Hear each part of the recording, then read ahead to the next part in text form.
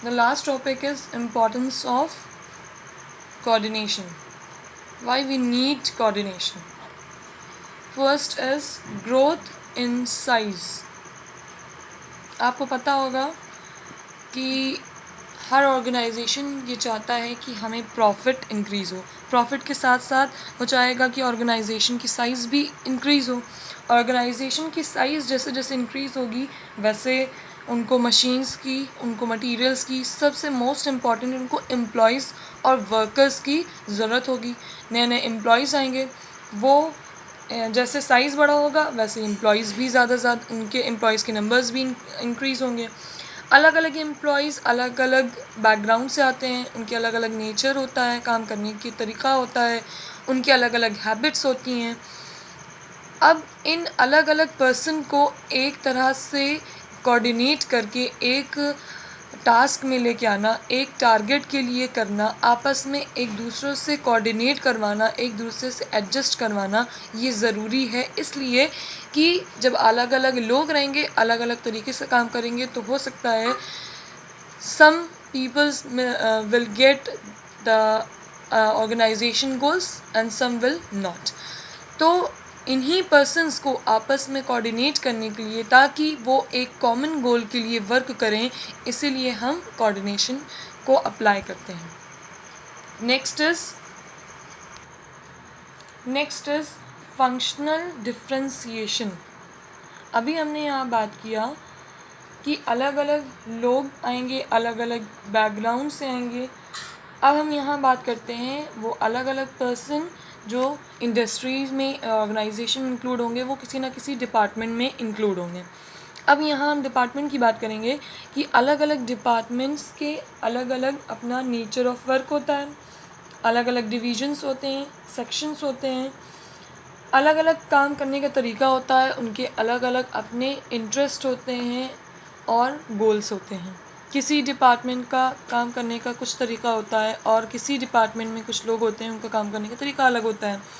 अब ये आपस में ये जो अलग अलग डिपार्टमेंट्स हैं जो ये वर्क कर रहे हैं, इनके वर्क आपस में क्लैश हो सकते हैं, इनकी पॉलिसीज़ क्लैश हो सकती है, या इनका नेचर ऑफ वर्क, काम करने का तरीका, या जिन्होंने टारगेट्स बना के रखे हैं, ये क्लैश हो सकता है.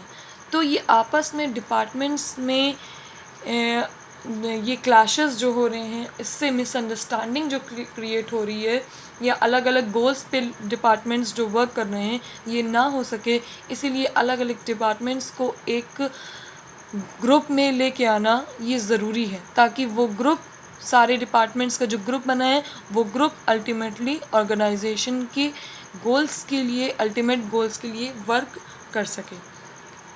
Third is, last point is specialisation.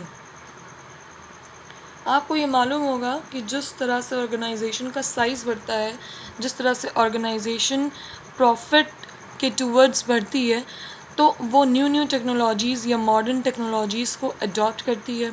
उस मॉडर्न और न्यू टेक्नोलॉजीज़ पे वर्क करने के लिए new specialized workers, specialized employees को हायर किया जाता है.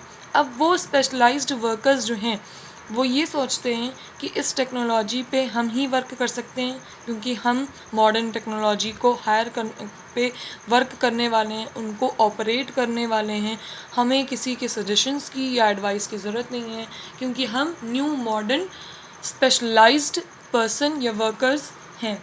तो ऐसे में जो मॉडर्न टेक्नोलॉजी को ऑपरेट करने वाले स्पेशलाइज्ड वर्कर्स हैं, या उनसे पहले अप्लाई होने वाले एम्प्लॉयज़ या वर्कर्स थे जो उस टेक्नोलॉजी को नहीं कर रहे हैं, तो ये जो आपस में ओल्ड और मॉडर्न कि ये जो वर्कर्स आ रहे हैं और इनके बीच में कॉन्फ्लिक्ट्स होगी, ये ना हो सके, बीच में अलग अलग वर्कर्स के बीच में कॉन्फ्लिक्ट्स ना हो, मिसअंडरस्टैंडिंग ना हो, कोई अपने आप को ओल्ड, कोई अपने आप को मॉडर्न ना समझे.